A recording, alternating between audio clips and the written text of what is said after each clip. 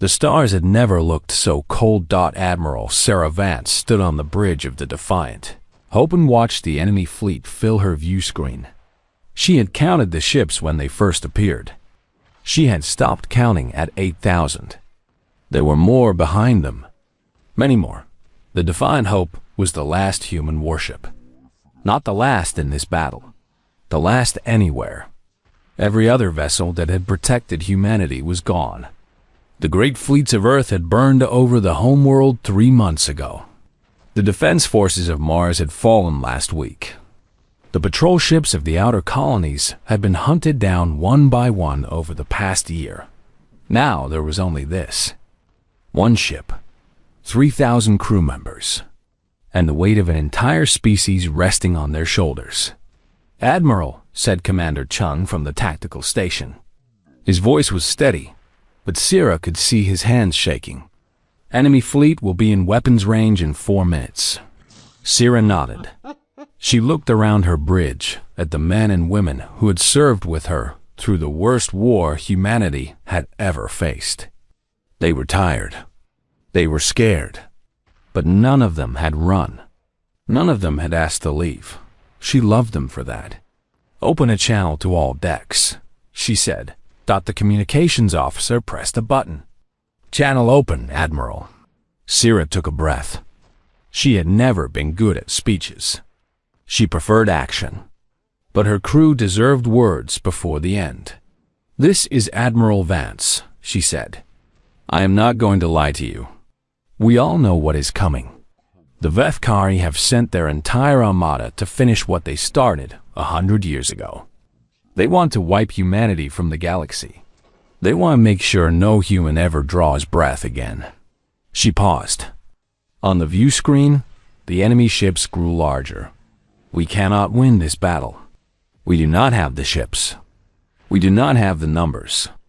But behind us right now, there are 47 transport vessels carrying the last survivors of our species. Children, families, people who have already lost everything. They are running for the outer rim. They are running for a chance to live." Sierra's voice grew stronger. "Every minute we fight is a minute they gain. Every enemy ship we destroy is one less ship chasing them. We are going to buy them that time. We are going to make the Vethkari pay for every inch of space they take. And when the history of humanity is written, they will remember that the Defiant Hope never stopped fighting." She looked at her crew. Some were crying. All were standing tall. "It has been my greatest honor to serve with you. Now let us show these bastards what humans are made of." The channel closed. Silence filled the bridge for a moment. Then Lieutenant Park at the weapons station spoke up. "Admiral, permission to make them regret ever hearing the name Defiant Hope?" Sierra smiled. It was a fierce smile. A warrior's smile. "Permission granted. All hands to battle stations. Launch all fighters. Bring the main guns online." The ship came alive around her. Sirens wailed. Boots thundered through corridors as crew members ran to their positions. In the hangar bays, pilots climbed into their fighters and said, "Quiet. Goodbyes to friends they would never see again." The Defiant Hope was an old ship. She had been built 60 years ago, when humanity still thought they could win this war. Her hull was scarred from 100 battles. Her systems had been repaired so many times that half the parts did not match. But her weapons still worked. Her shields still held. And her crew still believed. That would have to be enough. The first Vethkari missiles came screaming out of the darkness. The point defense systems on the Defiant Hope opened fire, filling the space around the ship with a web of destruction. Most of the missiles died before they got close. A few made it through. The ship shook as explosions ripped at her shields. "Shields at 92%, reported Commander Chun. "Enemy lead elements entering main battery. Range. Fire," said Sierra. The main guns of the Defiant Hope spoke. They were railguns, each one capable of throwing a projectile the size of a car at a fraction of the speed of light. The first shot tore through a HFY destroyer, entering the bow and exiting the stern in a spray of fire and debris. The second shot hit a cruiser in its ammunition storage. The ship exploded so violently that it damaged 2 vessels beside it. The third shot missed. The fourth did not. 4 enemy ships destroyed, said Lieutenant Park. There was fierce joy in his voice. Main guns recharging. But for every ship they killed, 100 more kept coming. The HFY fleet was not a fleet at all. It was a wall of metal and fire, and it was closing on them like the fist of an angry god. The fighters launched from the Defiant Hope's bays. There were only 42 of them left. They had started the war with over 200. The pilots flew out to meet an enemy that outnumbered them beyond counting. They knew they were not coming back. They flew anyway. Sarah watched the fighter icons on her tactical display. She knew most of those pilots by name. She had eaten dinner with them. She had celebrated their birthdays. She had written letters to their families when their friends did not come home. Now, she watched them die. The fighters tore into the HFY formation like wolves among sheep. They were better pilots. Human reflexes were faster than HFY reflexes. Human creativity was sharper. For a few glorious minutes, they wreaked havoc among the enemy ranks. Then the numbers caught up with them. One by one, the fighter icons winked out. "Fighter squadron destroyed," reported the tactical officer. His voice cracked. "No survivors." Sarah closed her eyes for just a moment. Then she opened them. "Continue firing. All weapons, maximum rate." The battle raged on. The Defiant Hope fought like a cornered beast. Her guns never stopped firing. Her missile tubes launched everything they had. Her shields buckled and reformed, and buckled again under the endless assault. The enemy ships fell by the dozens, then by the hundreds. But there were always more. An hour into the battle, the shields finally failed. The first direct hit on the hull killed 80 crew members in the engineering section. The second took out the portside weapons array. The third opened a hole in the medical bay and sent doctors and patients spinning into the void. Hull breaches. On deck 7 through 12, reported Commander Chun. Casualty reports coming in from all sections. We have lost main power. Switching to auxiliary. Sarah gripped the arms of her command chair. The ship shuddered beneath her as another volley struck home. "How many enemy ships have we destroyed?" Chun checked his console. Despite everything, he smiled. 437 confirmed kills, Admiral. Plus probable damage to at least 200 more. 437 ships. 1 human warship against an armada of thousands, and they had killed 437 of them. "Good," said Sarah. "Keep firing." The Defiant Hope kept fighting. She fought even as her decks filled with smoke and fire. She fought even as her crew died around their stations. She fought even as her great engines finally gave out, and she began to drift. In the end, it was a HFY dreadnought that finished her. The massive warship was called the Dominion's Wrath, and it was the flagship of Sovereign Thalvex himself. He had come to witness humanity's final defeat in person. The Dominion's Wrath unleashed its full arsenal at the crippled human vessel. The Defiant Hope took the hits and kept firing. She killed 17 more enemy ships in her death throes. 17 dreadnoughts, each one worth a dozen of her. Then her reactor failed. Then her guns fell silent. Then the last of her shields flickered and died. Admiral Sarah Vance stood alone on her ruined bridge. The fires had taken most of her crew. The vacuum had taken the rest. She was bleeding from a wound in her side, and she knew she did not have long. But she had one last duty to perform. She limped to the communication station. The equipment was damaged, but she managed to get a signal out. a final broadcast to the transport ships fleeing toward the outer rim. "This is Admiral Vance," she said. Her voice was weak but clear. "The Defiant Hope is finished. We have done all we can. Run. Do not stop. Do not look back. Find somewhere safe. Have children.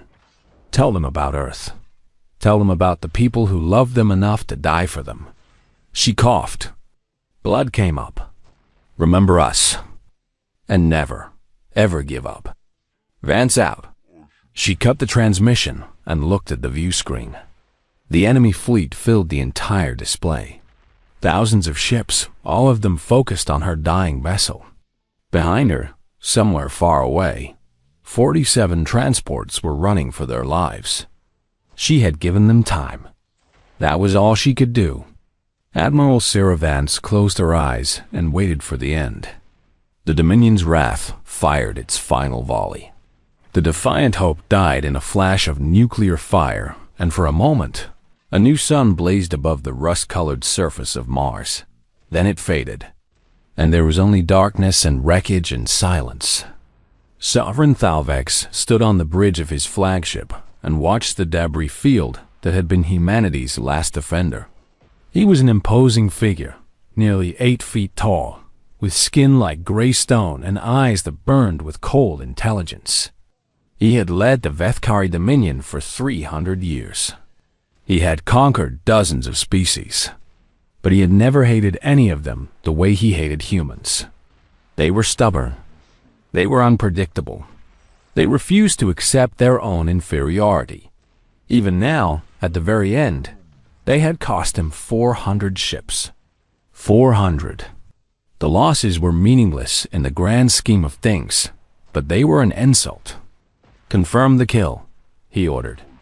His officers scanned the wreckage. "No life signs," one of them reported. "No power signatures. The human vessel is completely destroyed." Thalvex allowed himself a cold smile. "And the transport ships? We have pursuit forces en route. They will not escape." "Good." Thalvex turned to address his bridge crew. "Today marks the end of a century of war. Today, the human plague is wiped from this galaxy. Their homeworld is ash. Their colonies are ruins. Their last warship is debris. There are no more human soldiers. No more human ships. No more humans." He raised his clawed hand in triumph. "The Dominion is victorious." His crew cheered. The celebration spread across the entire fleet. Across the galaxy, the 12 species of the Vethkari Dominion received the news. The war was over. The humans were dead. But deep in the outer reaches of the solar system, something stirred. Pluto was the farthest world from Earth's sun. It was a frozen ball of ice and rock, barely large enough to be called a planet. No one had ever colonized it. No one had ever found any reason to visit. The Vethkari had dismissed it completely. Just another dead rock in an empty corner of space. They did not know what was buried beneath the ice. The death cry of the Defiant Hope had traveled at the speed of light. It reached Pluto 5 hours after the ship was destroyed.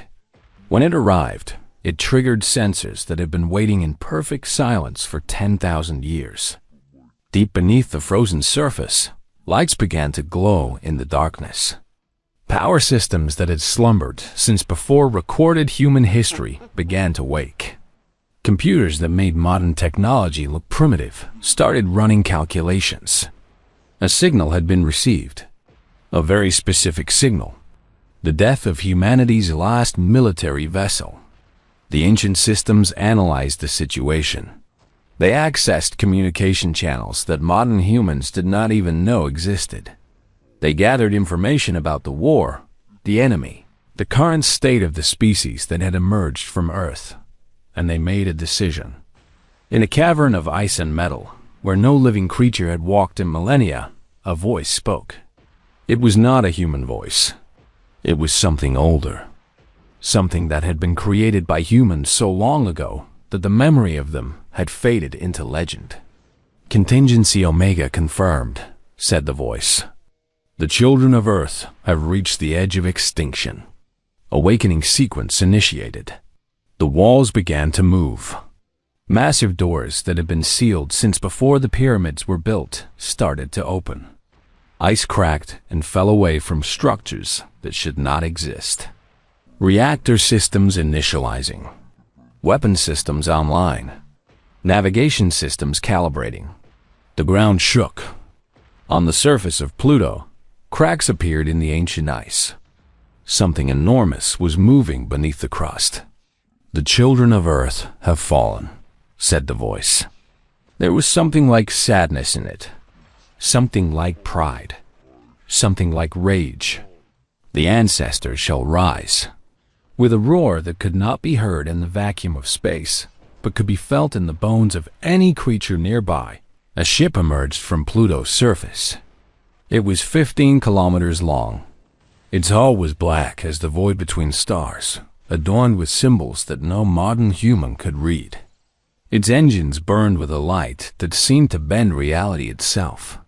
It was a weapon from an age that history had forgotten. A warship built by a humanity that had risen and fallen before the ice ages, before the dinosaurs, before everything the modern galaxy understood about existence. It was called the Eternal Vigil, and it was awake. The ship hung in space above Pluto for a long moment. Its sensors swept across the solar system, gathering data. It saw Mars, where the defiant hope had died. It saw Earth, still smoldering from the bombardment that had killed millions. It saw the debris of 100 human colonies. And it saw the 47 transport ships fleeing toward the outer rim, carrying the last survivors of a species it had been built to protect. Survivors detected, said the voice. Threat assessment in progress. Enemy fleet strength confirmed. Probability of survivor escape, 0.7%. The ship's great engines began to power up. Intervention authorized. Course plotted. Time to intercept, 4 hours and 17 minutes. The Eternal Vigil turned away from Pluto and began to move. It accelerated faster than any ship in the modern galaxy could match. Space bent around its hull as it cut through the void like a knife through silk. Across the solar system, every sensor array, human and Vethkari alike, detected the energy signature. The readings made no sense. The power output was off every scale. It was as if a small star had suddenly appeared at the edge of the system and started moving. On his flagship, Sovereign Thalvex received the report with confusion. "What is that?" he demanded. His scientists ran their calculations over and over. They could not explain what they were seeing. The energy signature was greater than their entire armada combined. It was greater than anything they had ever recorded. It should not exist. "We do not know, Sovereign," admitted the chief scientist. "It appears to be a vessel of some kind, but its specifications are beyond anything in our databases." Thalvex felt something cold settle into his stomach. It might have been fear. He had not felt fear in a very long time. Where did it come from? Pluto, Sovereign. It emerged from beneath the surface. That is impossible. We scanned that planet. There was nothing there. "We do not understand it either," said the scientist. "But it is coming this way. It will reach Mars in approximately 4 hours." Thalvex stared at the sensor display. The energy signature pulsed like a heartbeat. Something about it felt ancient. Something about it felt angry. For the first time in 100 years of war, the Sovereign of the Vethkari Dominion wondered if he had made a terrible mistake. On the 47 transport ships fleeing for the outer rim, the survivors saw the energy readings too. They did not understand what they meant. They only knew that something had appeared behind them, and it was moving faster than anything they had ever seen. A young girl pressed her face against a viewport and watched the stars. Her name was May. She was 7 years old. She had lost her parents when Earth burned. "What is that light?" she asked the woman beside her. The woman looked at the distant glow of the approaching ship. She had no answer. She only knew that it was coming from the direction of home. "I do not know," she admitted, "but it seems to be following us." May watched the light for a long time. There was something about it that made her feel safe. Something that felt like hope. But that was impossible. There was no hope left. Was there? The eternal vigil continued its journey across the solar system. In its ancient halls, lights flickered to life. Systems that had been dormant for 10,000 years hummed with power. And at the heart of the great ship, the voice that called itself the Keeper prepared for the task ahead. "The children of Earth are in danger," it said to the empty corridors. "We built this vessel for them. We waited 10,000 years for them. And now we will save them." The ship pushed harder. Reality groaned under the strain. "Hold on, little ones," whispered the Keeper. "The ancestors are coming." Dr. Yuki Tanaka had spent her entire life studying dead civilizations. She had walked through ruins on 100 worlds. She had translated languages that no living being had spoken in millennia. She had pieced together the histories of species that had risen, flourished, and faded into dust long before humanity discovered fire. But nothing in her experience had prepared her for this. The transport ship Wandering Star was carrying 3,000 refugees toward the Outer Rim. They were running from the Vethkari. They were running from the death of everything they had ever known. Most of them had given up hope. They were simply going through the motions of survival because they did not know how to stop. YUK, I had been among them. Sitting in a crowded cargo bay with her few possessions, when the energy readings started coming in, she was 53 years old. Her black hair was streaked with gray. Her hands were calloused from decades of careful work with ancient artifacts. She had never been a soldier. She had never been a leader. She was just a scientist who had dedicated her life to understanding the past. But when she saw those readings, something woke up inside her. "Captain," she said, pushing her way onto the bridge. "Captain, we need to change course." Captain Okonkwo turned to look at her with tired eyes. He was a merchant captain, not a military man. He had never wanted to lead a refugee convoy. He had just happened to be the only qualified person available when the evacuation began. "Dr. Tanaka," he said, "we cannot change course. We need to keep moving. The Vethkari pursuit forces are only hours behind us." "I know," said Yuki, "but look at these readings. Look at what is coming from Pluto." She pulled up the sensor data on his display. The energy signature pulsed on the screen, massive and impossible. "This makes no sense," said the captain. "Nothing should be able to produce energy like this. Not even precursor technology." "Exactly," said Yuki. Her eyes were bright with an excitement that had not been there for months. "I have studied precursor ruins my entire career. I have never seen energy patterns like these. Captain, we are the closest ship. We can reach Pluto in 6 hours. We need to investigate." "Investigate?" The captain stared at her like she had lost her mind. "Doctor, there is a Vethkari armada behind us. Our only chance is to run. We cannot stop to look at strange energy readings." "Captain." Yuki leaned forward. "The Vethkari have won. You know it. I know it. Everyone on this ship knows it. Even if we make it to the Outer Rim, we will be hunted down eventually. We have no ships, no weapons, no allies. Our species is finished unless something changes." She pointed at the display. This might be that change. Something emerged from beneath Pluto's surface. Something with power beyond anything we have ever recorded. What if it is a weapon? What if it is a ship? What if it is something that can help us? The captain was silent for a long moment. And what if it is something that kills us all? Yuki shrugged. Then we die a few hours earlier than we were going to anyway. But at least we die trying. Captain Okonkwo looked at the display. He looked at Yuki. He looked out the viewport at the cold stars. "You are insane," he said. "Probably," Yuki agreed. The captain sighed. "Change course for Pluto. Maximum speed." The wandering star turned away from its escape route and headed toward the edge of the solar system. Some of the refugees protested. Most were too tired to care. A few, like Yuki, felt something stirring in their chests. Something that might have been hope. The journey took 6 hours. During that time, Yuki gathered everyone she could find who might be useful. There was Dr. Marcus Webb, a physicist who had worked on experimental propulsion systems before the war. There was Lieutenant Sarah Kim, a wounded soldier who had escaped the final battle over Mars.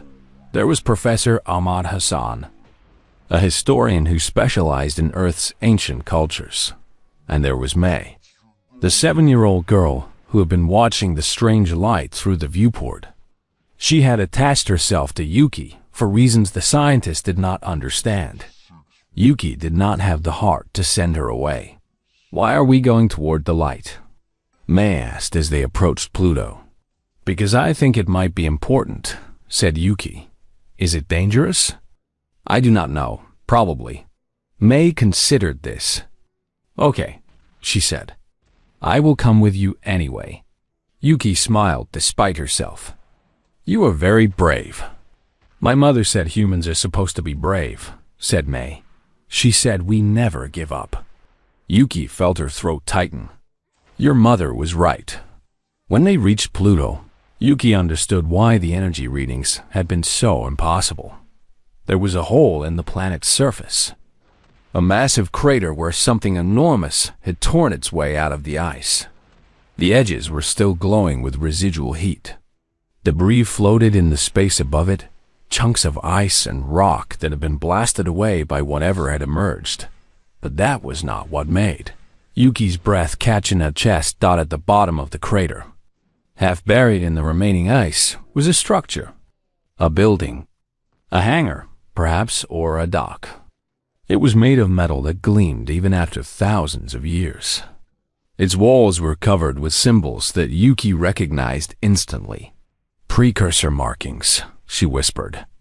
"Those are precursor symbols." "The precursors built something under Pluto?" asked Dr. Webb. "But the precursors disappeared 12,000 years ago.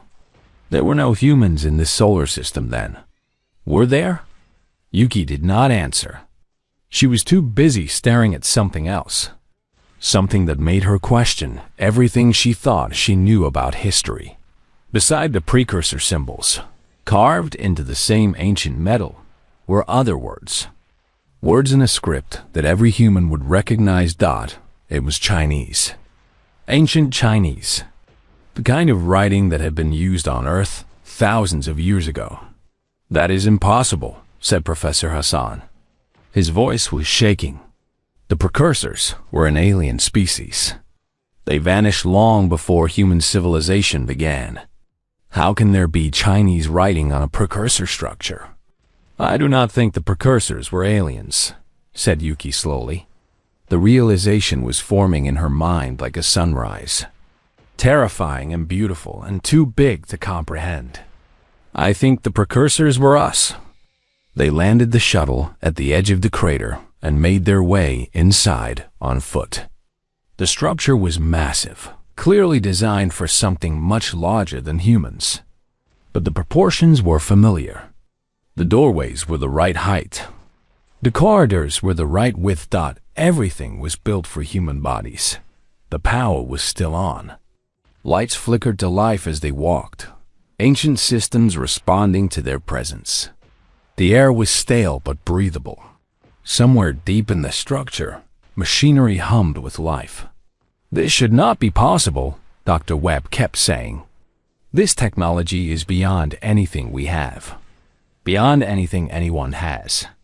How could ancient humans have built this?" They found the answer in a chamber at the heart of the structure. It was a museum, or perhaps a memorial. The walls were covered with images and text, telling a story that humanity had forgotten. Yuki walked from display to display, reading the ancient Chinese script, piecing together a history that should not exist. They called themselves the First Empire, she said. Her voice was filled with wonder. They rose on Earth over 12,000 years ago, long before the Ice Ages, long before recorded history. They developed technology that makes ours look primitive. They spread across the stars. They built wonders on 1,000 worlds. What happened to them? Asked Lieutenant Kim. Yuk. I found the answer on the next wall. They fell, she said. They grew too powerful too fast. They made enemies. They made mistakes. Civil wars, plagues, disasters. Their civilization collapsed over the course of centuries. By the end, they knew they were dying. She stopped in front of a massive display. It showed a ship, a 15-kilometer warship bristling with weapons that defied understanding. But some of them wanted to give their descendants a chance, Yuki continued. They knew that humanity would rise again. They knew that we would face dangers. So they built something. A failsafe. A guardian that would sleep until we needed it. The eternal vigil, said a voice from the darkness. Everyone spun around. Weapons came up. Light swept the shadows. There was no one there. But the voice spoke again, coming from everywhere and nowhere at once. Please do not be afraid. I have waited a very long time to speak with the children of Earth. Who are you? Demanded Lieutenant Kim. Show yourself. I am called the Keeper, said the voice.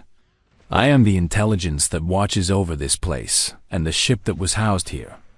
I am not a living being. I am a program created by your ancestors to guide their descendants when the time came. Yuki stepped forward. The ship that emerged from here. The one with the impossible energy readings. What is it? It is the Eternal Vigil, said the Keeper. It is the last and greatest creation of the first human empire. It was built to sleep until your species faced extinction. It is awakened because that moment has arrived. The Vethkari, said Professor Hassan. You know about the war? I know everything, said the Keeper. I have been monitoring your communications for thousands of years, waiting for the signal that would trigger my activation. I watched your species rediscover fire. I watched you build new civilizations. I watched you reach for the stars again. And I watched your enemies try to destroy you. The voice paused. I watched your last warship fall. I watched your admiral die. That was the trigger. The contingency protocol was activated, and the Eternal Vigil was awakened. Mei tugged on Yuki's sleeve. Is the ship going to help us? Yes, little one, said the Keeper. There was something gentle in the artificial voice. The ship was built specifically to help you, but it cannot function on its own. It requires a crew. A crew? Asked Lieutenant Kim. How large? 12, said the Keeper. 12 humans willing to bond with the ship's systems, to become one with its technology, to guide it in battle. Bond with it? Dr. Webb sounded alarmed. What does that mean? The Eternal Vigil is too complex for conventional control, explained the Keeper. Its systems respond to neural integration. Those who bond with the ship will have their minds connected directly to its computers. They will feel its sensors. They will control its weapons. They will become more than human. Is it reversible? Asked Yuki. The Keeper was silent for a moment. No, it admitted. The bonding process changes the brain permanently. Those who undergo it will never be fully human again. They will be something new, something between human and machine. The chamber fell silent. Everyone looked at each other. You are asking us to give up our humanity to save humanity, said Lieutenant Kim. I am offering you a choice, said the Keeper. The Eternal Vigil is currently moving to intercept your transport ships. It will defend them even without a crew. But its effectiveness will be limited. It was designed to be controlled by human minds. Without a crew, it will fight at perhaps 30% of its capability. 30%, said Dr. Webb. Is that enough to stop the Vethkari? Perhaps. Perhaps not. The enemy fleet is very large. Yuki thought about Admiral Vance. She thought about the Defiant Hope fighting alone against thousands of ships. She thought about the 47 transports carrying the last of her species toward an uncertain future. She thought about May, who had lost everything but still believed that humans were supposed to be brave. If we do this, said Yuki, if 12 of us bond with the ship, what happens then? Then you become the crew of the Eternal Vigil, said the Keeper. You will have access to technology that has not existed in the galaxy for 12,000 years. You will be able to fight the Vethkari on equal terms.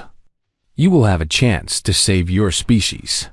A chance, repeated Lieutenant Kim, not a guarantee. There are no guarantees in war. Your ancestors understood that, but they believed that a chance was better than nothing.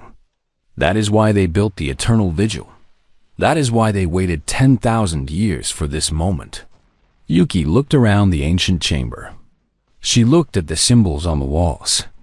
She looked at the story of a civilization that had risen and fallen and left behind one final hope for its children. I will do it, she said. Everyone stared at her. Dr. Tanaka, said Captain Okonkwo, who had followed them into the structure. You are a scientist, not a soldier. The Keeper said the ship needs 12 minds, said Yuki. It did not say they had to be soldiers. I have spent my entire life studying the past. Now I have a chance to save the future. I am not going to say no. Lieutenant Kim stepped forward. I lost my entire squad over Mars. I have nothing left to live for except revenge. Count me in. I am a physicist, said Dr. Webb slowly. If this technology is as advanced as the Keeper says, someone needs to understand it. I will join. One by one, others volunteered. Professor Hassan, a nurse named Elena, an engineer who had kept the transport ships running through impossible conditions, a young man who had wanted to be a teacher before the war, a grandmother who said she was too old to care about living forever anyway. 11 volunteers. They needed 12. Yuki looked down at May. No, she said immediately. Absolutely not. But I want to help, said May. You are 7 years old. This is not something a child should do. The children of Earth have many forms, said the Keeper suddenly. But the bonding requires consent and understanding. The young one cannot participate. May looked disappointed but did not argue. For a long moment, there was silence. 11 volunteers. One short. Then, Captain Okonkwo cleared his throat. I have been running my whole life, he said. Running from responsibility. Running from danger. Running from everything that mattered. He straightened his shoulders. Maybe it is time I stopped running. He looked at the Keeper. I will be your 12th. The Keeper was silent for a moment. When it spoke, there was something like approval in its voice. 12 volunteers have been accepted. The bonding process will begin immediately. Please follow the lights to the integration chamber. Lights appeared in the corridor, leading deeper into the structure. The 12 volunteers looked at each other. They were not soldiers. They were not heroes. They were just ordinary people who had decided to do something extraordinary. I am scared, admitted Elena, the nurse. Me too, said Lieutenant Kim, but I am going anyway. That is what bravery is, said Yuki. Being scared and going anyway. They followed the lights into the darkness. The integration chamber was a vast space filled with machinery that hummed with power. 12 pods lined the walls, each one designed to hold a human body. Cables and wires connected them to a central console that pulsed with light. Please enter the pods, said the Keeper. The process will take approximately 1 hour. It will be painful, You will experience the memories of the eternal vigil. 10,000 years of waiting. 10,000 years of hope. Will we still be ourselves afterward? Asked Dr. Webb. Yes and no, said the keeper. You will retain your memories, your personalities, your sense of self, but you will also be connected to the ship and to each other. You will share thoughts. You will share experiences. You will become something new. Yuki climbed into her pod. The surface was cool against her skin. One more thing, said the keeper. The first to enter will become the primary consciousness. The others will follow their lead. Choose wisely. Everyone looked at Yuki. Dr. Tanaka entered first, said Lieutenant Kim. That makes her our leader. I am not a leader, protested Yuki. Neither was Admiral Vance when the war started, said the captain. But she became one when her people needed her. Now it is your turn. The pods began to close. The last thing Yuki saw before darkness claimed her was May's face, watching from the doorway. The little girl raised her hand in a wave. Then the bonding began. It was like drowning in fire. It was like being born. It was like dying and living at the same time. The knowledge of the First Empire poured into Yuki's mind. She saw the rise of humanity's first civilization. She saw its glory. She saw its fall. She saw the engineers who had built the eternal vigil with tears in their eyes, knowing they would never see it wake. She felt the ship around her, its vast hull, its terrible weapons, its centuries of patient waiting. And she felt the others, 11 minds joining with hers, 11 lives becoming part of something greater. When she opened her eyes, she was no longer just Yuki Tanaka. She was Vigil Prime. She was the heart of the most powerful warship humanity had ever built. And she could feel the eternal vigil calling to her across the void. I am coming, she whispered, and her voice echoed through the minds of her crew. We are coming. Across the solar system, the ancient warship heard her. Its engines burned brighter. Its course adjusted to intercept. Crew detected, announced the ship's systems. Neural integration confirmed. Full operational status achieved. The eternal vigil was no longer alone, and the Vethkari had no idea what was coming for them. Yuki Tanaka died in that pod. So did the 11 others who had volunteered to save their species.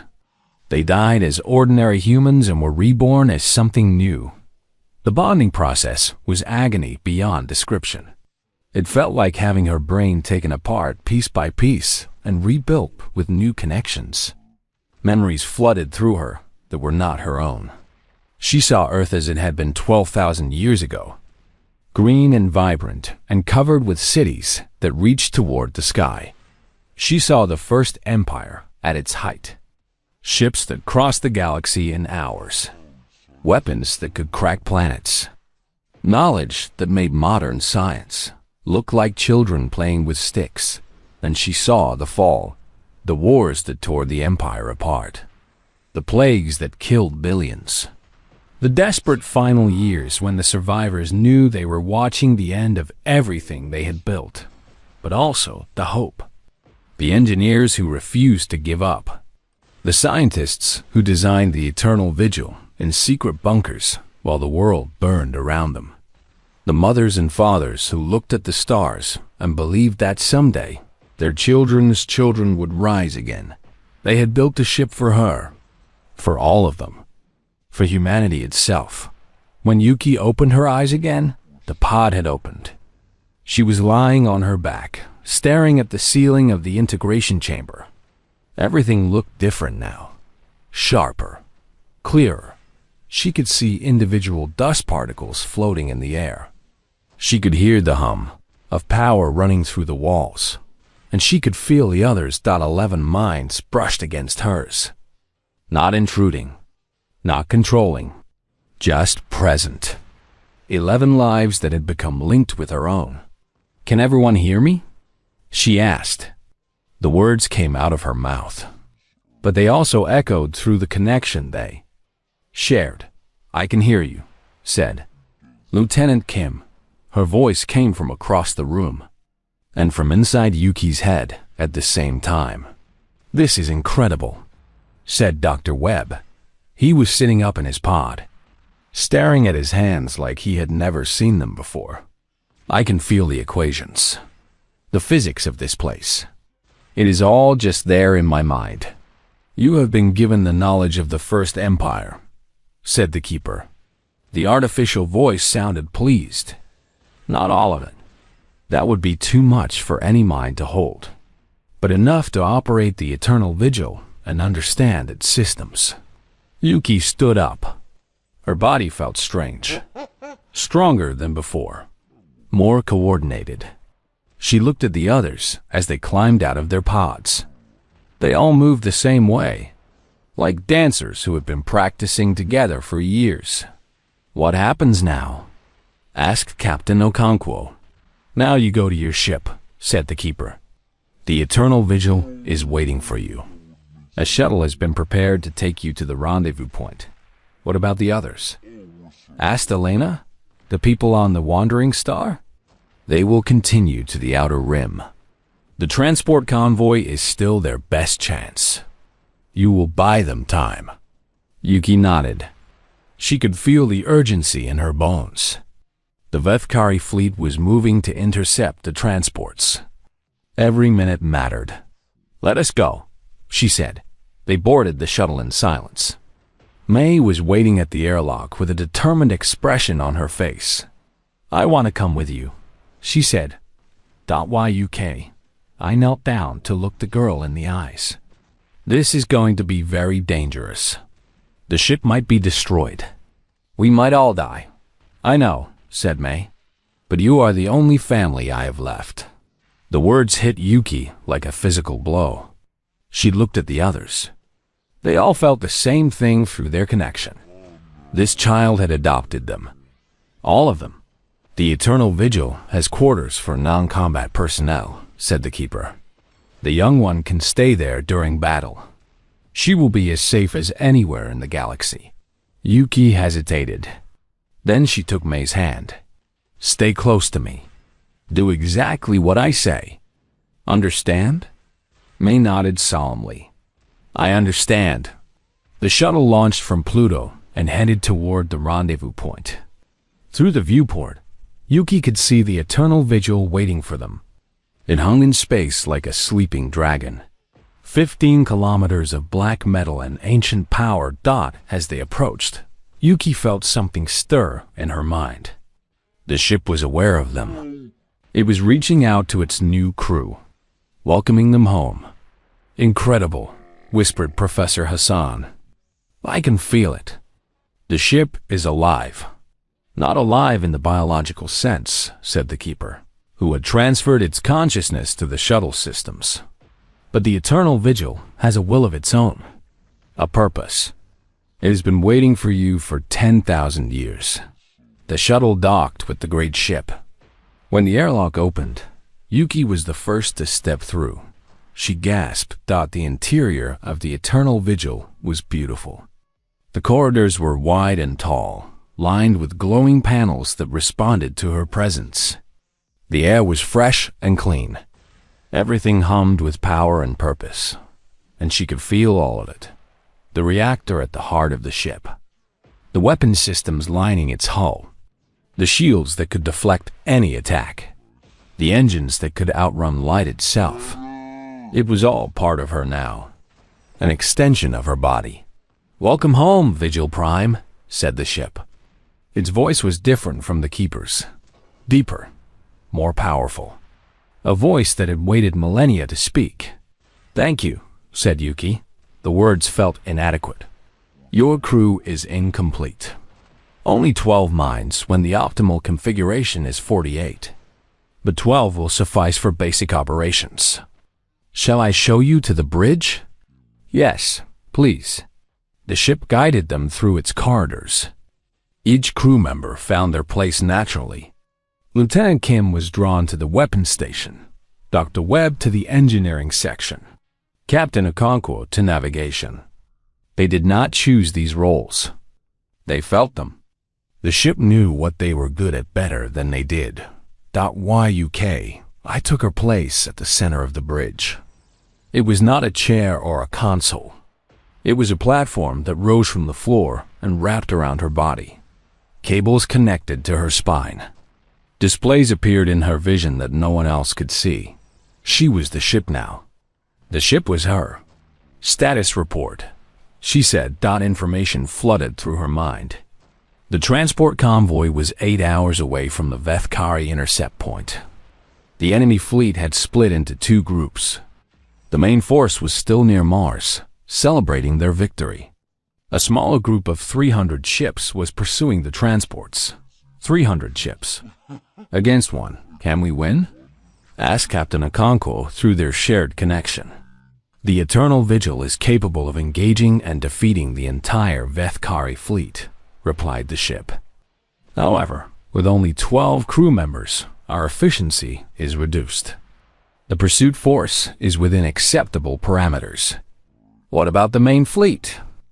That will be more challenging, but not impossible.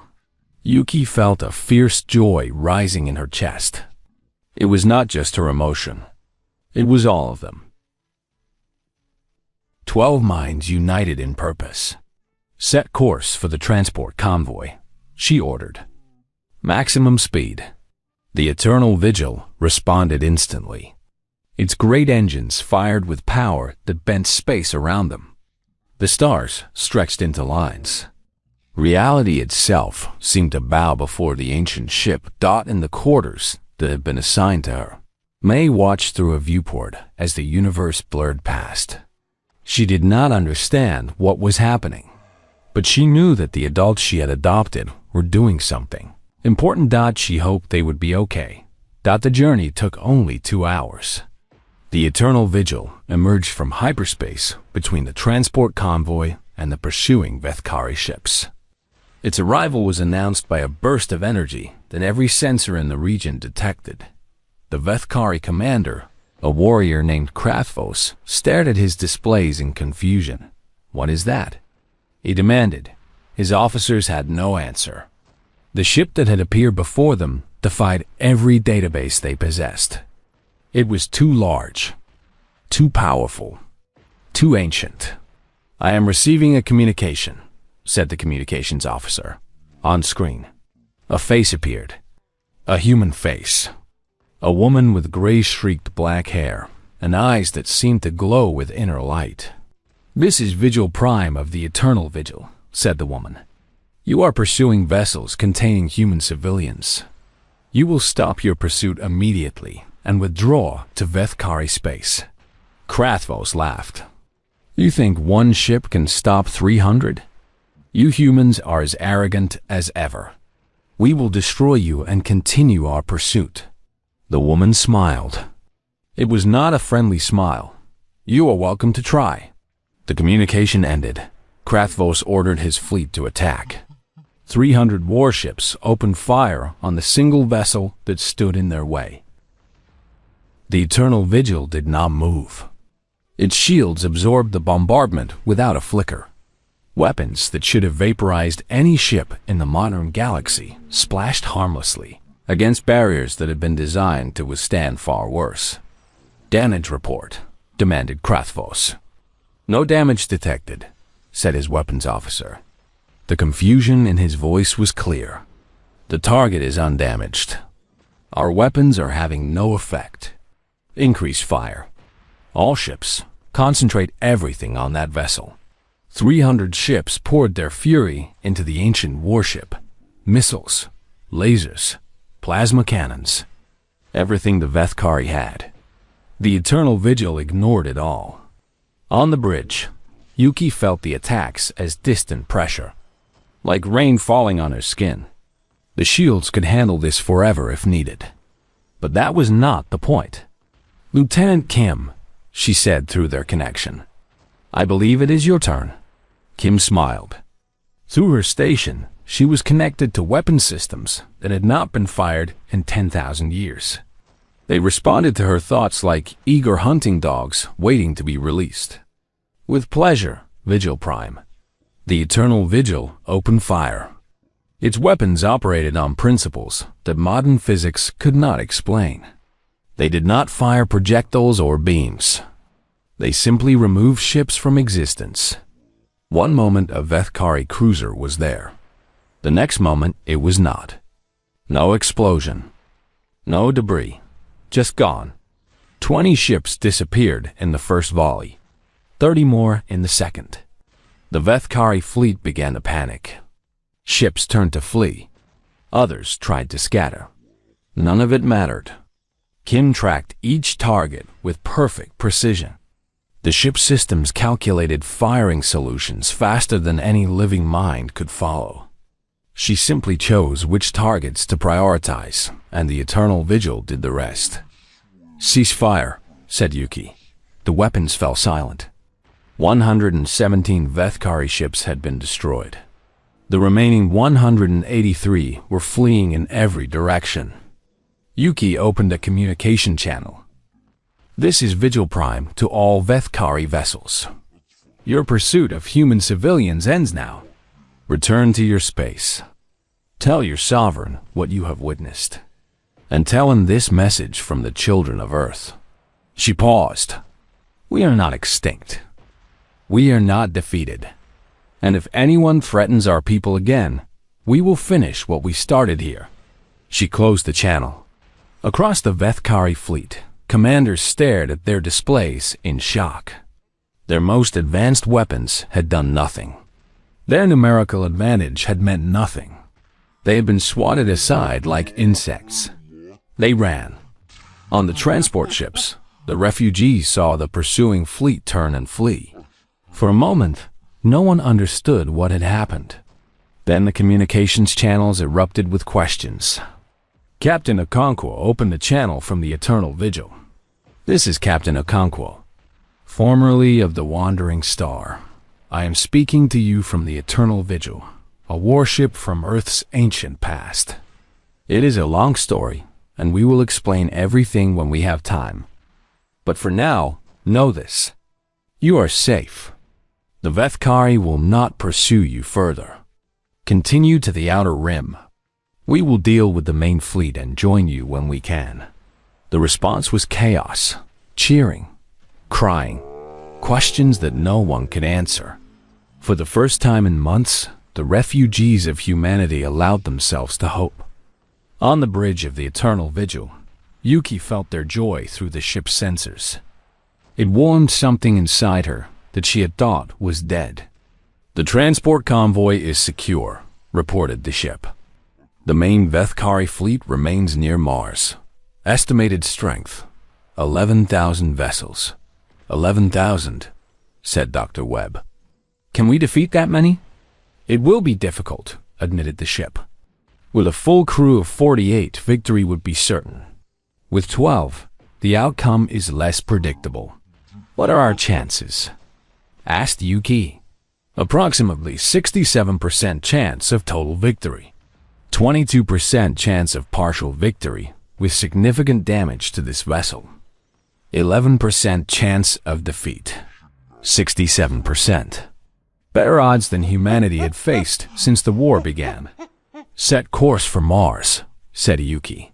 "Confirmed. Arrival in 3 hours and 42 minutes. The Eternal Vigil turned toward the inner solar system. Its engines burned with the light of a captive star. 11,000 enemy ships waited ahead. But for the first time in a century, humanity was not running. Humanity was attacking. In her quarters, May felt the ship accelerate.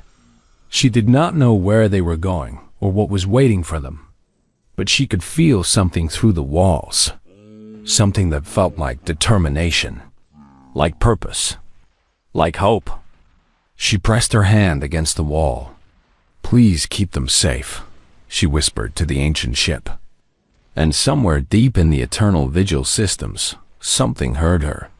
Something that had been created to protect the children of Earth, no matter how small. "I will," the ship whispered back, in a voice only she could hear. "I promise." May smiled and closed her eyes. For the first time since Earth burned, she slept without nightmares. The resurrection was complete. The eternal vigil was awake, and humanity's darkest hour was about to become its finest. The battle for survival was only beginning. The Vethkari fleet hung in orbit around Mars like a cloud of metal and fire. 11,000 warships from 12 different species, all united by their hatred of humanity. They had gathered here to celebrate the end of their century-long war. The last human warship was destroyed. The last human planet was conquered. Victory was complete. At least. That was what they believed. Sovereign Thalvex stood on the bridge of the Dominions, wrath, and watched his admirals argue about the future. Now that humanity was gone, old tensions were rising. The 12 species of the Dominion had never truly liked each other. They had only worked together because they feared humans more than they feared each other. "The human territory must be divided equally," demanded Admiral Voss of the Kelthari, a species that looked like tall insects with too many limbs. "Equally?" sneered General Thraka of the Mordith. Massive beings with rocky hides and crushing fists. The Mordith lost more ships than anyone. "We deserve a greater share." "You lost ships because your tactics are crude," said Commander Silith of Avethrai, serpentine creatures who had provided much of the Dominion's technology. "The spoils should go to those who contributed most to our victory." Thalvex listened to them bicker with growing impatience. He had held the Dominion together for 300 years through a combination of fear and manipulation. Now that their common enemy was gone, that task was becoming much harder. He was about to intervene when an officer rushed onto the bridge. "Sovereign, we are detecting an unknown vessel approaching from the outer system. It is the same energy signature that appeared near Pluto yesterday." Thalvex felt a chill run through his body. He had tried to dismiss those readings as a sensor malfunction. He had almost convinced himself that there was a rational explanation. "Show me," he ordered. The main display changed to show a tactical view of the solar system. A single dot was moving toward Mars at impossible speed. The energy readings beside it were off every scale. "We have received reports from the pursuit fleet," continued the officer.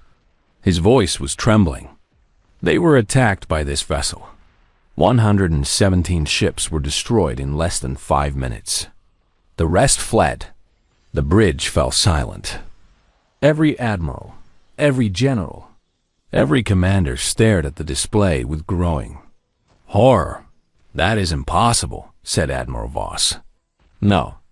Single ship can destroy 100 vessels in 5 minutes. The survivors are adamant," said the officer. "They describe weapons that erase ships from existence. Shields that cannot be penetrated. A human crew. A human crew?" Dalvex stepped closer to the display. "The humans have no ships. We destroyed them all." "Apparently not, Sovereign." General Thraka laughed, though it sounded forced. "One ship against 11,000. Let it come. We will crush it." "The pursuit fleet thought the same thing," said Commander Silith. Her serpentine body coiled with anxiety. "They were wrong." Thalvex studied the readings. The vessel was 3 hours away. 3 hours to prepare. 3 hours to figure out what they were facing. "All ships to battle stations," he ordered. "Form defensive formations around the Dominion's wrath. Whatever this thing is, it cannot stand against our full strength." The admirals scattered to their ships. The celebration was forgotten. 11,000 vessels began to move into formation and across the void. The eternal vigil kept coming. On the bridge of the ancient warship, Yuki watched the enemy fleet through her expanded senses. She could see every ship. She could analyze every weapon system. She could calculate the probable tactics they would use. They are forming a defensive sphere around their flagship, reported Captain Okonkwo. Classic Vethkari doctrine. Protect the command vessel at all costs. Then we know where to find their leader, said Lieutenant Kim. Cut off the head, and the body dies. It will not be that simple, said Dr. Webb. They have 11,000 ships. Even with our technology, that is a lot of firepower to fight through. Yuki considered the situation. The Eternal Vigil was powerful beyond anything in the modern galaxy. But 11,000 ships was still 11,000 ships. Even a god could be overwhelmed by numbers. Ship, she said. What is our optimal strategy? The Eternal Vigil systems hummed as they processed the question. Direct assault on the enemy flagship would result in victory, but significant damage to this vessel, the ship replied. Recommended strategy. Demonstrate overwhelming force to break enemy morale. Offer opportunity for surrender. Destroy those who refuse. The Vethkari do not surrender, said Professor Hassan. They consider it shameful. Then they will die, said Lieutenant Kim. There was no emotion in her voice, just cold certainty. Yuki felt a flicker of concern through their shared connection. Kim's hatred for the Vethkari ran deep. Her entire squad had died over Mars. She had lost friends, lovers, family.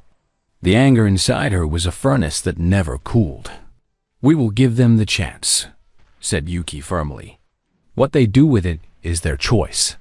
The Eternal Vigil emerged from hyperspace on the edge of Mars orbit. Every sensor in the Vethkari fleet detected its arrival. Every gun turned to face it. For a long moment, nothing happened. The ancient warship hung in space, 15 kilometers of dark metal against the rust-colored backdrop of Mars. The enemy fleet waited in silence. Then Yuki opened a channel. This is Vigil Prime of the Eternal Vigil, speaking to the Vethkari Dominion.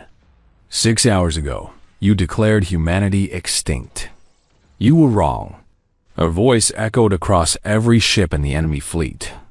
Behind me, the last survivors of my species are fleeing to safety. I am here to ensure they arrive. Any ship that leaves this system now will not be pursued. Any ship that stays will be considered a threat to human survival and will be destroyed. She paused. You have 5 minutes to make your choice. The response came from Sovereign Thalvex himself. One ship, he said. His voice dripped with contempt. You bring one ship against 11,000 and demand our surrender? You humans truly are arrogant. We have crushed every fleet you ever built. We have burned your worlds. We have killed billions of your kind. And you think you can threaten us? I am not threatening you, said Yuki calmly. I am giving you a chance to survive. Take it or do not. The choice is yours. Thalvex laughed. All ships, fire. Destroy that vessel. 11,000 ships opened fire at once. The barrage was beyond anything in military history. Missiles by the millions. Energy beams by the thousands. Kinetic projectiles by the tens of thousands. The combined firepower could have cracked a moon. The Eternal Vigil shields absorbed it all. On the bridge, Yuki felt the attacks as a gentle pressure, like wind against her face. The shields that protected the ancient vessel had been designed to withstand weapons far more terrible than anything the Vethkari possessed. Shield status? She asked. 98% and holding, reported Dr. Webb. At this rate, they could fire for a week without doing significant damage. Enemy morale is fluctuating, added Captain Okonkwo, monitoring the Vethkari communications. Some ships are reporting confusion. Others are panicking. Good, said Yuki. Lieutenant Kim, return fire. Start with the outer formations. Give the rest a chance to flee. Kim smiled. It was not a pleasant expression. The Eternal Vigil unleashed its weapons. The effect was devastating. Ships simply vanished from existence. No explosions, no debris. Just there one moment and gone the next.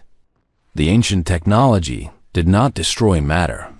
It removed it from reality entirely, sent it somewhere else, where even the Keeper did not know.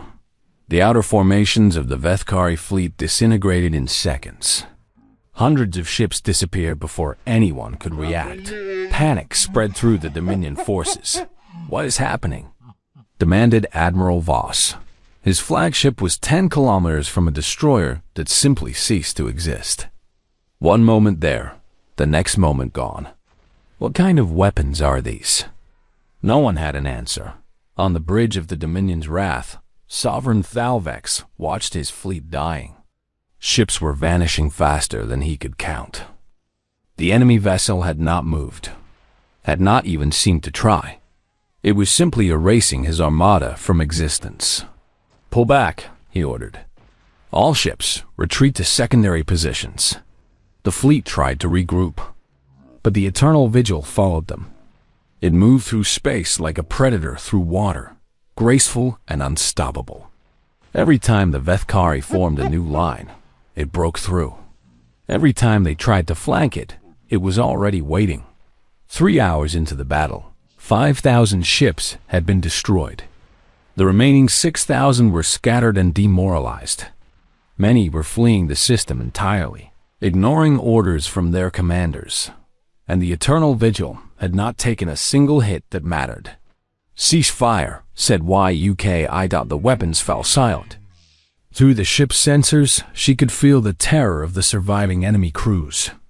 They did not understand what was happening. They did not know how to fight something so far beyond their comprehension. She almost felt sorry for them. Almost. "Open a channel to the enemy flagship," she ordered. Thalvex appeared on her display. He looked different now. The arrogance was gone.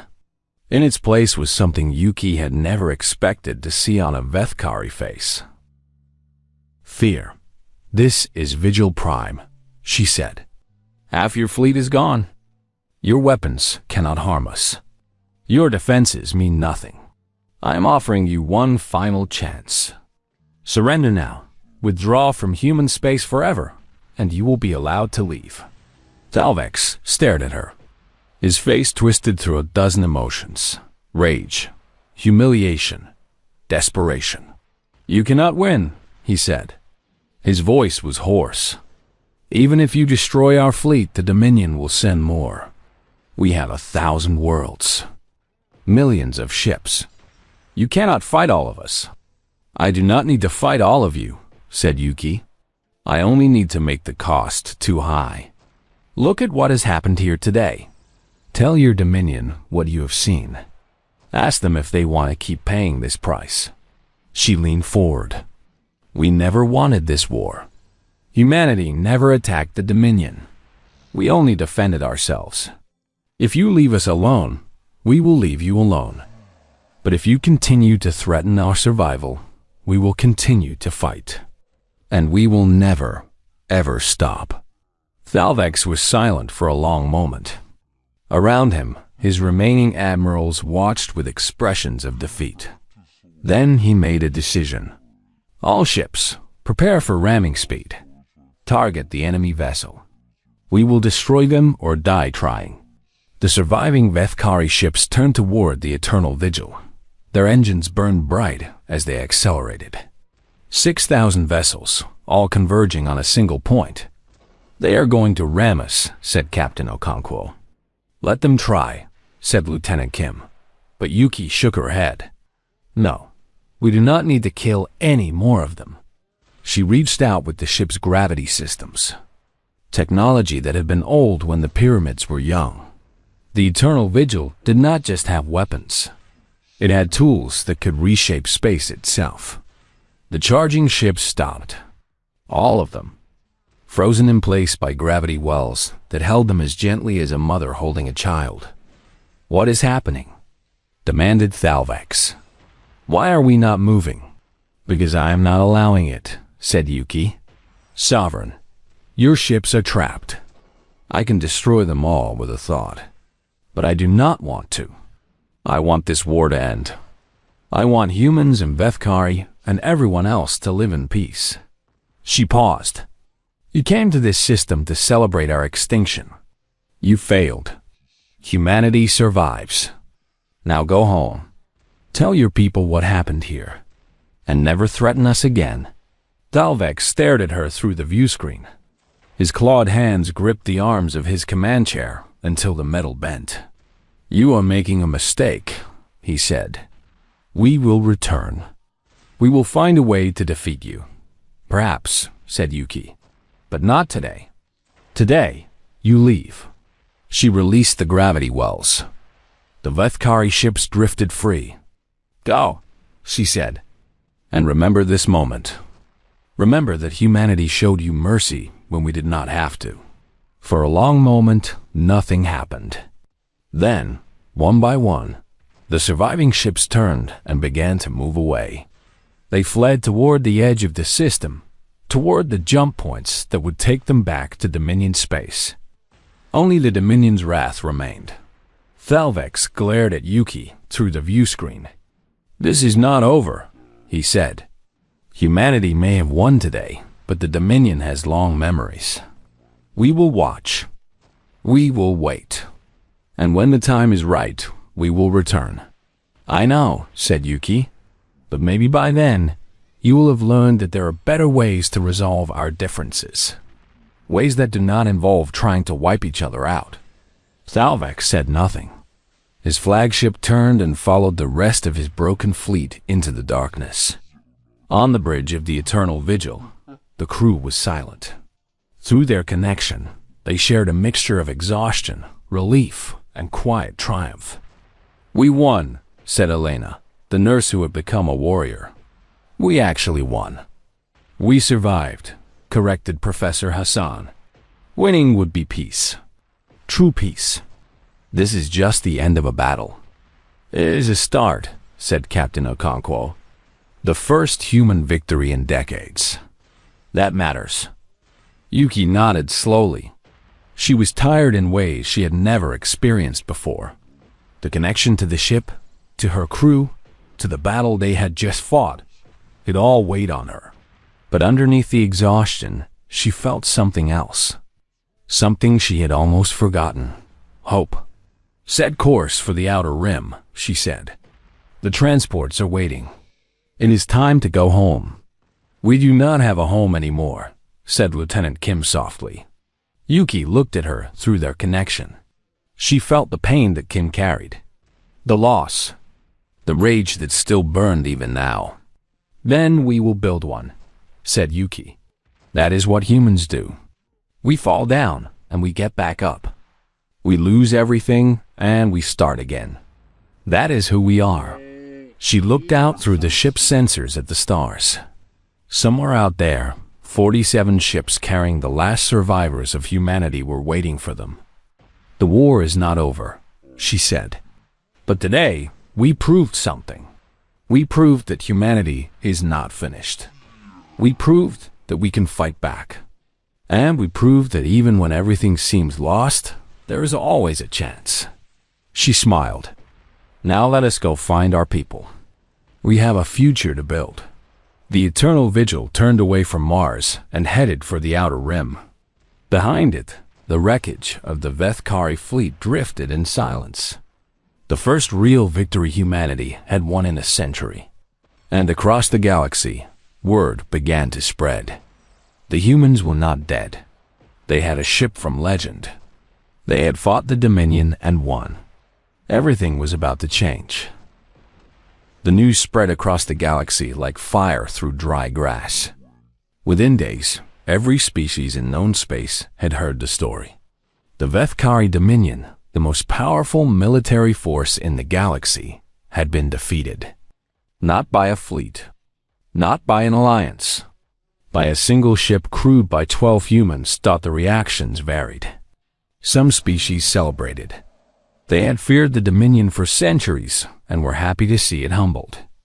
Others were terrified. If humans could do this to the Vethkari, what could they do to everyone else? A few saw opportunity. Perhaps the balance of power was shifting, and there were advantages to be gained. but for the 47 transport ships carrying the last survivors of humanity. The news meant something simpler. Hope that the Eternal Vigil found them 3 days after the Battle of Mars. The ancient warship emerged from hyperspace like a guardian angel, its dark hull gleaming with the light of distant stars. The refugees stared through their viewports in wonder and fear and joy. UK. I opened a channel to the convoy. This is Vigil Prime. The Vethkari fleet has been defeated. You are safe. We are going to escort you to a new home. The response was overwhelming, crying, cheering, prayers of thanks to gods that many had stopped believing in. For the first time in months, the survivors allowed themselves to believe that they might actually survive. On the Eternal Vigil, the crew felt every emotion through the ship's sensors. The joy was infectious. Even Lieutenant Kim, who had been cold and focused since the battle, found herself smiling. Where do we take them? Ask a captain. Okay, W.O. Don. Why UK? I had been thinking about that question since they left. Mars. The Vethkari had destroyed every human colony. Earth was radioactive rubble. Mars was occupied territory. The outer colonies were ruins, but there were other worlds. Worlds that the First Empire had seeded with life thousands of years ago. Worlds that had been waiting for humanity's return. The Keeper told me about a system called Sanctuary, said Yuki. It was prepared by our ancestors as a fallback position. A place where humanity could rebuild if the worst happened. It has 3 habitable planets and enough resources to support billions. Where is it? Asked Professor Hassan. Beyond the edge of explored space. 2 weeks at maximum speed. The Vethkari do not know it exists. Then that is where we go, said Captain Okonkwo. A fresh start. The convoy turned toward the unknown. The Eternal Vigil led the way, its engines blazing with power that outshone the stars. Behind it, 47 ships carried the seeds of humanity's future. The journey took 12 days. During that time, the crew of the Eternal Vigil began to understand what they had become. Their connection to the ship was deeper than they had realized. They could feel each other's thoughts. They could share memories. They could communicate without words. It was strange and wonderful, and sometimes overwhelming. But it was also lonely. They were no longer fully human. They could walk among the refugees, talk to them, help them. But there was always a distance. They belonged to the ship now, as much as they belonged to their species. Why UK? I spent hours talking with the Keeper, learning about the First Empire and its fall. The ancient AI had been watching humanity for 12,000 years. It had seen civilizations rise and crumble. It had witnessed both the best and worst of what humans could do. Why did our ancestors build the Eternal Vigil? Yuki asked one night, floating in the observation deck while the stars streamed past. Why not just a database of knowledge or a stockpile of resources? Because they understood something fundamental about humanity, said the Keeper. Your species does not need to be saved. It needs the chance to save itself. The Eternal Vigil is not a gift. It is a tool. What you do with it is your choice. What if we make the same mistakes they did? Then you will fall as they did. And perhaps a future generation will rise again. That is the pattern of human history. Rise and fall, destruction and rebirth. But each time, something is learned. Something is carried forward. Yuki thought about this for a long time. We have to do better, she said finally. We have to learn from their mistakes and from our own. This has to be different. That is always the hope, said the Keeper. Perhaps this time it will be true. The convoy arrived at Sanctuary on the 15th day. The system was beautiful. A yellow sun not unlike Earth's. 3 planets in the habitable zone, each one green and blue and waiting for life. Oceans and continents and forests that had been growing for millennia without anyone to see them. The refugees gathered at the viewports and wept. They had expected to die in the cold of space. Instead, they had found paradise.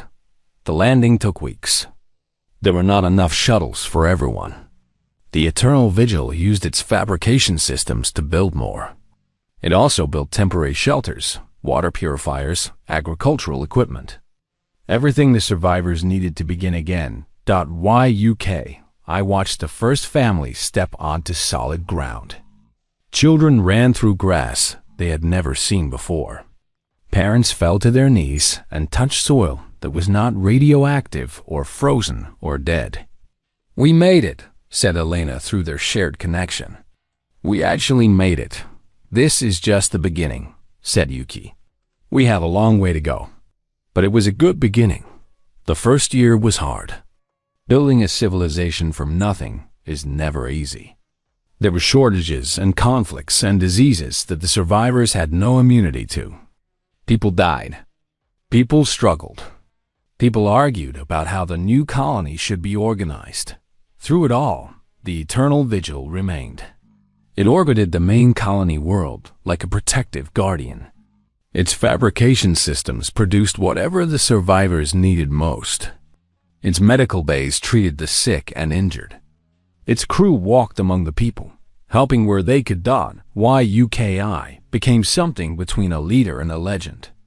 The survivors looked to her for guidance because she commanded the ship that had saved them. She tried to refuse the responsibility at first. She was a scientist, not a politician. But she learned. They all learned. A council was formed to govern the colonies. Representatives from each settlement met to discuss problems and make decisions. Yuki attended the meetings, but rarely spoke. She believed that the future should be built by everyone, not dictated by the crew of an ancient warship. In the second year, a message arrived from beyond the edge of explored space. The Vethkari Dominion was falling apart. The defeat of Mars had shattered the alliance that held the 12 species together. Without a common enemy, old rivalries had erupted into open conflict. 3 of the member species had already left the Dominion. 2 more were on the edge of civil war. Sovereign Valvex had lost half his territory in internal fighting. "They are destroying themselves," said Lieutenant Kim when she heard the news. There was no satisfaction in her voice, just weariness. "Good," said Professor Hassan. "Let them fight each other instead of us." But Yuki felt differently. "They are dying because we humiliated them," she said. Their entire society was built on conquest. When they could not conquer us, everything fell apart. "That is not our fault," said Captain Okonkwo. "No, but it is our responsibility. We have power that no one else in the galaxy possesses. We can use it to destroy or to build.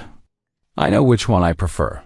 In the 3rd year, humanity sent its first diplomatic mission to the stars. It was a single ship, unarmed, carrying a message of peace. The ambassador was an elderly woman named Maria Santos. She had been a diplomat before the war. She had lost her entire family when Earth burned. But she believed in the possibility of a better future. The mission was dangerous. Many species feared humans now. The story of the Eternal Vigil had grown in the telling until it had become legend. People said the ancient ship could destroy worlds with a thought, that its crew were immortal beings who could not be killed, that humanity was secretly planning to conquer the entire galaxy. None of it was true, of course, but fear does not need truth to survive. Ambassador Santos visited 12 worlds in her first year. She was turned away from 5 of them. She was threatened on 3 more. But on 4 worlds, she was welcomed. Species that had suffered under the Dominion were willing to listen. They remembered that humanity had always been a victim, not an aggressor. Slowly, carefully, alliances began to form. In the 5th year, the first Galactic Council was held. Representatives from 30 species gathered on a neutral space station to discuss the future. Humanity was invited as an equal partner. Ambassador Santos spoke on behalf of her people. She was old and frail, supported by medical technology from the Eternal Vigil, but her voice was strong. "We are humanity," she said. "For 100 years, we were hunted. For 100 years, we watched our children die. We were pushed to the edge of extinction. And when we finally had the power to destroy our enemies, we chose mercy instead." She looked around the chamber at the dozens of alien faces watching her. "I am not here to threaten you. I am not here to demand anything. I am here to offer a promise. Humanity wants peace. We want to trade, to learn, to grow alongside the other species of this galaxy. The Eternal Vigil exists to protect us, not to conquer you. If you leave us alone, we will leave you alone. And if anyone threatens any of our allies, we will defend them as we defended ourselves." She paused. "We have been slaves and conquerors, saints and monsters. We have fallen more times than any of you know. But we have risen every time. Not because we are stronger or smarter, but because we refuse to give up on ourselves or on others. The Eternal Vigil showed the galaxy what we can destroy. Now let us show you what we can build together." The vote was close. Many species still feared humanity. But in the end, the Council agreed to try. A framework for cooperation was established. Trade routes were opened. Cultural exchanges began. It was not perfect. It was not even close to perfect. But it was a start. On the 10th anniversary of the Battle of Mars, Yuki stood in the observation deck of the Eternal Vigil and watched the colony world below. Cities were spreading across the continents now. Ships launched and landed every hour. 2 million people had been born since humanity arrived at Sanctuary. 2 million new lives. 2 million reasons to hope. May entered the deck quietly. She was 17 now, tall and confident. She had grown up on the ship, raised by Yuki and the rest of the crew. She was not connected to the Eternal Vigil the way they were, but she understood it better than almost anyone. "The council meeting is starting," said May. "Ambassador Santos is asking for you." Yuki nodded but did not move. She was tired. The years had weighed on her, even though her body had not aged since the bonding. Sometimes she wondered if she would live forever. The Keeper said it was possible. The crew of the Eternal Vigil were no longer entirely human. Death might not touch them the way it touched others. "Are you okay?" asked May. Yuki smiled. "I am thinking about the past. About how far we have come. You saved us," said May. "You and the others. You gave us a future." "No," said Yuki. "We gave you a chance. The future is yours to build. We are just watching over you." May stepped forward and took Yuki's hand. It was a gesture from childhood, when she had been a frightened little girl clinging to the first person who showed her kindness. "The Keeper told me something once," said May. "It said that the First Empire fell because they forgot what mattered. They got so focused on power and conquest that they lost sight of the simple things: family, love, kindness." She squeezed Yuki's hand. "You never forgot. That is why you are different. That is why this time will be different." Yuki felt something warm spread through her chest. It might have been hope.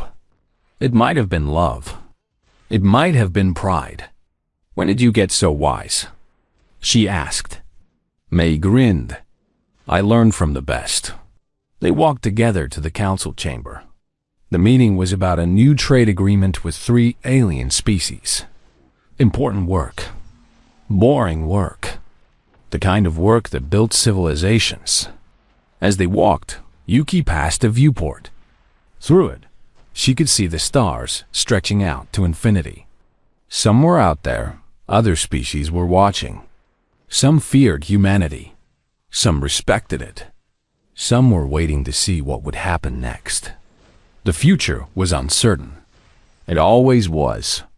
But for the first time in a long time, Yuki believed it would be good. 100 years ago, humanity had faced extinction. A single ship had saved them. But ships do not build civilizations. People do. Ordinary people who choose to be brave. Ordinary people who refuse to give up. The eternal vigil would continue its watch. It would orbit the colony worlds. It would protect the children of Earth. It would stand ready against any threat. But its true purpose was not destruction. It was hope. A reminder that humanity's past was deeper than anyone knew, and its future could be brighter than anyone imagined. In the end, that was the real inheritance of the First Empire. Not technology, not weapons, not power, just hope. The stubborn, relentless, unbreakable hope that defined humanity across 10,000 years and would carry them into 10,000 more. And somewhere in the vast dark between the stars, the Keeper watched and waited and smiled. The children of Earth had learned. The children of Earth had grown. Perhaps this time they would not fall. Perhaps this time they would rise forever. The story of humanity was not over. It was only beginning. And across the galaxy, a new phrase entered the common language. A phrase that every species learned, usually the hard way. Never corner a human. Because when you push them to the edge of extinction, they do not give up. They do not surrender. They find a way forward, no matter how impossible it seems. That is what humans do. That is what humans have always done. And that is what humans will always do, until the last star burns out and the universe itself falls silent.